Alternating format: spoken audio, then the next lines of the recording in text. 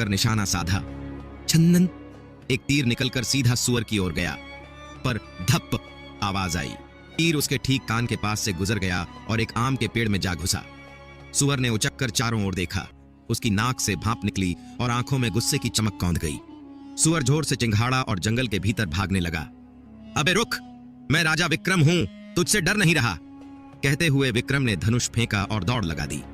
सैनिक अभी दूर तंबू में थे और धोत्रा पेड़ों में गिलहरियों से बात कर रहा था, इसलिए विक्रम अकेले उस सुअर के पीछे पीछे दौड़ पड़े। कभी पेड़ों के नीचे से झुककर, कभी झाड़ियों को चीरते हुए, कभी किसी लटकती बेल से उलझते हुए राजा पीछा करते जा रहे थे। बीच बीच में विक्रम को लग रहा था, ये सुअर कहीं जंगल की सीक्रेट दौड़ प्रतियोगिता में भाग लेने वाला तो नहीं। इसकी रफ्तार तो रथ से भी तेज है। राजा की सांसें तेज हो रही थीं और सामने से सिर्फ सूखी टहनियों की आवाजें आ रही थीं। जर्रर जर्रर। विक्रम को अब ये एहसास होने लगा कि वो अपने शिविर से काफी दूर निकल आए हैं, पर राजा ठहरे वीर पीछे हटना उनके स्वभाव में नहीं।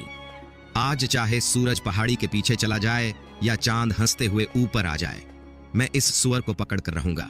सुअर अब घनी झाड़ियों में गायब हो चुका था। राजा ने आसपास नजरें घुमाईं।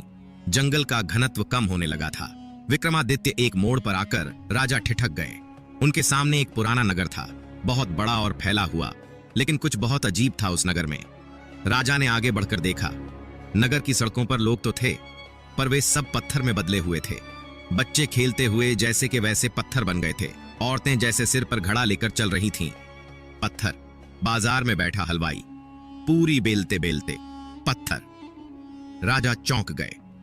यह कोई सामान्य नगर नहीं, यहां समय ठहर गया है। विक्रम ने चारों ओर देखा। नगर के अंतिम छोर पर एक विशाल किला खड़ा था। उसके ऊंचे बुर्ज, बड़ी बड़ी दीवारें और गहरे दरवाजे थे, लेकिन वहां भी कोई हलचल नहीं।